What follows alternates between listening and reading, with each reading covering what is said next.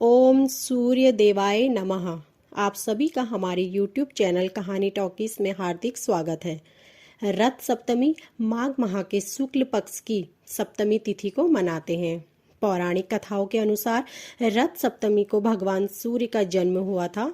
उनके पिता महर्षि कश्यप और माँ अदिति थी। रथ सप्तमी को सूर्य जयंती, अचला सप्तमी, विधान सप्तमी, आरोग्य सप्तमी, माघ सप्तमी, माघ जयंती आदि के नामों से जाना जाता है। वसंत पंचमी या सरस्वती पूजा के 2 दिन बाद रथ सप्तमी मनाते हैं। जो भी व्यक्ति रथ सप्तमी के दिन सूर्य देव की पूजा करता है उसे धन, आरोग्य और संतान की प्राप्ति होती है। रथ सप्तमी को तीर्थ में स्नान करने से 7 प्रकार के महापापों का नाश होता है। इस व्रत को महिलाएं रखती हैं। माना जाता है कि महिलाएं सूर्य को प्रसन्न करने में सफल होती हैं। इसी वजह से इस व्रत को हम सैर सप्तमी के नाम से भी जानते हैं। यह व्रत स्त्रियों को मुक्ति, सौभाग्य और सौंदर्य प्राप्त करने वाला व्रत है। सप्तमी से पहले षष्ठी का व्रत रखा जाता है। जो महिलाएं इससे पहले शीतला षष्ठी का व्रत रखती हैं उन्हें षष्ठी के व्रत में केवल एक ही बार भोजन करना चाहिए। ये व्रत सूर्य देव का व्रत है, इसलिए विधि पूर्वक इस व्रत के नियमों का पालन करें। तो आइए जानते हैं कब है रथ सप्तमी 2023।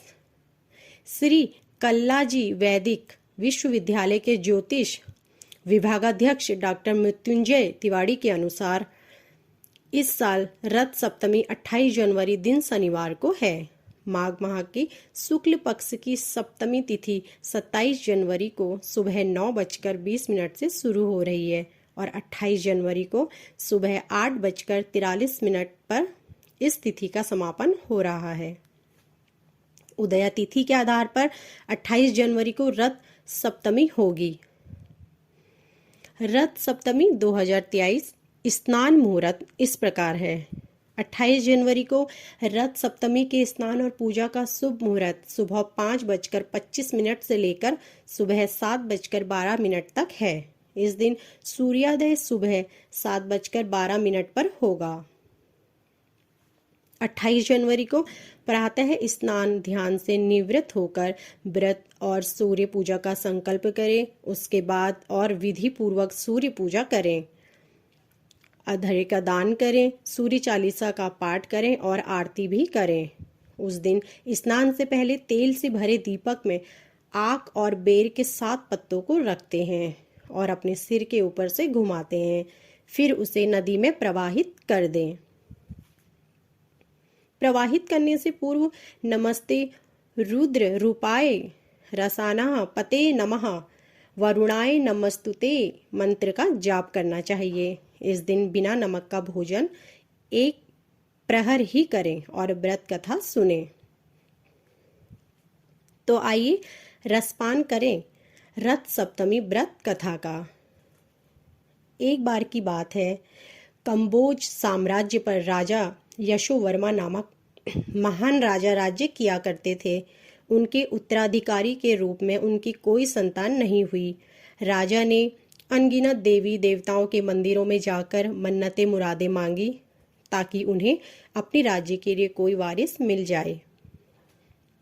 परिणाम स्वरूप ईश्वरीय कृपा से उन्हें एक संतान प्राप्त हुई। उनकी यह खुशी अधिक दिनों तक बनी न रह सकी क्योंकि उनका पुत्र मानसिक रूप से बीमार था। तभी उनके राज्य में एक साधु भ्रमण करते हुए पहुंचे। राजा ने अपने राजमहल में साधु का बहुत आदर सत्कार किया। अपनी सेवा से प्रसन्न होकर साधु ने बदले में कुछ मांगने को कहा।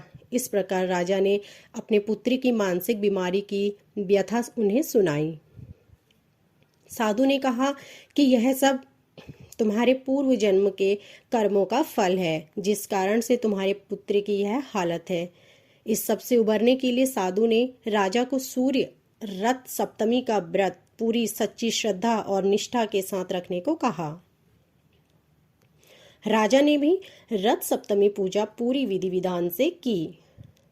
इस सब का परिणाम यह हुआ कि राजा का पुत्र धीरे धीरे मानसिक लाभ प्राप्त करने लगा और पूरी तरह ठीक हो गया। राजा के बाद उसके इस उत्तराधिकारी पुत्र ने राज्य पर शासन किया और कीर्ति यश प्राप्त किया। रथ सप्तमी व्रत से जुड़ी एक और कथा इस प्रकार है। पौराणिक व्रत कथा के अनुसार भगवान श्री कृष्ण के पुत्र सांब को अपने शारीरिक बल पर बहुत अभिमान हो गया था। एक बार दुर्वासा ऋषि भगवान श्री कृष्ण से मिलने आए।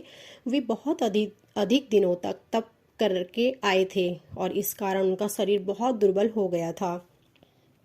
सांब ने उनकी दुर्बलता को देखकर जोर जोर से हंसने लगा और अपने अभिमान के चलते उनका अपमान कर दिया।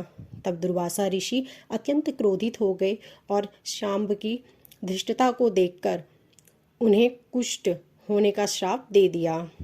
सांब की है स्थिति देखकर श्री कृष्ण ने उसे भगवान सूर्य की उपासना करने को कहा। पिता की आज्ञा मानकर सांब ने भगवान सूर्य की आराधना करना प्रारंभ किया, जिसके फलस्वरूप कुछ ही समय पश्चात उसे कुष्ठ रोग से मुक्ति प्राप्त हो गई। इसलिए जो श्रद्धालु रथ सप्तमी के दिन भगवान सूर्य की आराधना विविध तरीके से करते हैं, उन्हें आरोग्य, पुत्र और धन की प्राप्ति होती है। शास्त्रों में सूर्य को आरोग्यदायक कहा गया है तथा सूर्य की उपासना से रोग मुक्ति का मार्ग भी बताया गया है। धार्मिक ग्रंथों के अनुसार यदि विधि विधान से यह व्रत किया जाए तो संपूर्ण माघ मास के स्नान का पुण्य मिलता है। इस व्रत को करने से शरीर की कमजोरी, हड्डियों की कमजोरी, जोड़ों का दर्द आदि रोगों से मुक्ति मिलती है। इतना ही नहीं, भगवान सूर्य की ओर अपना मुख करके सूर्य स्तुति करने से चर्म रोग जैसे गंभीर रोग भी नष्ट हो जाते हैं। तो यह थी रथ सप्तमी की व्रत कथा। आशा करती हूँ कि आपको यह वीडियो पसंद आया होगा।